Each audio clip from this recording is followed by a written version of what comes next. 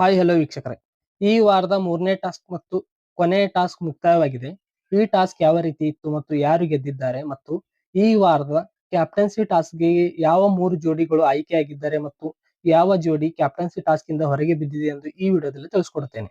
ನೀವಿನ್ನು ಮೊದಲ ಬಾರಿಗೆ ನಮ್ಮ ಚಾನಲ್ ಅನ್ನು ನೋಡುತ್ತಿದ್ದರೆ ನಮ್ಮ ಚಾನಲ್ ಅನ್ನು ಸಬ್ಸ್ಕ್ರೈಬ್ ಮಾಡಿ ಮತ್ತು ವಿಡಿಯೋ ಇಷ್ಟವಾದರೆ ಒಂದು ಲೈಕ್ ಕೊಡಿ. ವೀಕ್ಷಕರೇ, ಟಾಸ್ಕ್ ಯಾವ ರೀತಿ ಇತ್ತೆಂದು ನೀವು ಬೆಳಗಿನ ಪ್ರೋಮೋದಲ್ಲಿ ನೋಡಿರುತ್ತೀರಿ. ಸ್ವಿಮ್ಮಿಂಗ್ ಪೂಲ್ ಅಲ್ಲಿರುವ ಬಾಲ್ಗಳನ್ನು ತೆಗೆದುಕೊಂಡು ಹೋಗಿ ತಮ್ಮ ನಿಗದಿಪಡಿಸಿರುವ ಜಾಗದಲ್ಲಿ ಇಡಬೇಕಾಗಿರುತ್ತದೆ. ಈ ರೀತಿ ಈ ವಾರದ ಮೂರನೇ ಟಾಸ್ಕ್ ಇತ್ತು. ನೀವು ಯಾವ ರೀತಿ ಇತ್ತೆಂದು ಪ್ರೋಮೋದಲ್ಲಿ ಆಲ್ರೆಡಿ ನೋಡಿರ್ತೀರಿ.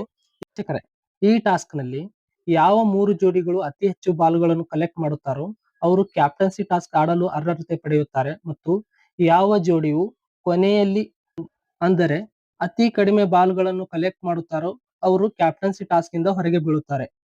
ಈ ರೀತಿ ಮೂರನೇ ಟಾಸ್ಕ್ ನಡೆದಿತ್ತು.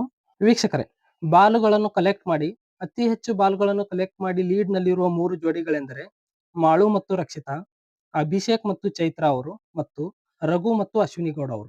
ಈ ಮೂರು ಜೋಡಿಗಳು ಅತಿ ಹೆಚ್ಚು ಬಾಲ್ಗಳನ್ನು ಕಲೆಕ್ಟ್ ಮಾಡಿ ಲೀಡ್ ನಲ್ಲಿದ್ದಾರೆ ಮತ್ತು ಕೊನೆಯ ಸ್ಥಾನದಲ್ಲಿ ಗಿಲ್ಲಿ ಮತ್ತು ಕಾವ್ಯ ಅವರು ಇದ್ದಾರೆ.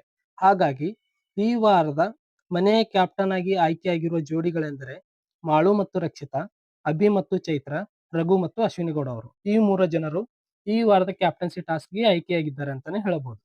ವೀಕ್ಷಕರೇ, ಈ ಮೂರು ಜೋಡಿಗಳಲ್ಲಿ ಈ ವಾರದ ಮನೆಯ ಕ್ಯಾಪ್ಟನ್ ಯಾವ ಜೋಡಿ ಆಗಬೇಕೆಂದು ಕಮೆಂಟ್ ಮಾಡಿ ಮತ್ತು ನಾನು ಮುಂದಿನ ವಿಡಿಯೋದಲ್ಲಿ ಕ್ಯಾಪ್ಟನ್ಸಿ ಟಾಸ್ಕ್ ಯಾವ ರೀತಿ ಇತ್ತೆಂದು ಮತ್ತು ಯಾರು ಗೆದ್ದಿದ್ದಾರೆ ಎಂದು ತಿಳಿಸಿಕೊಡುತ್ತೇನೆ.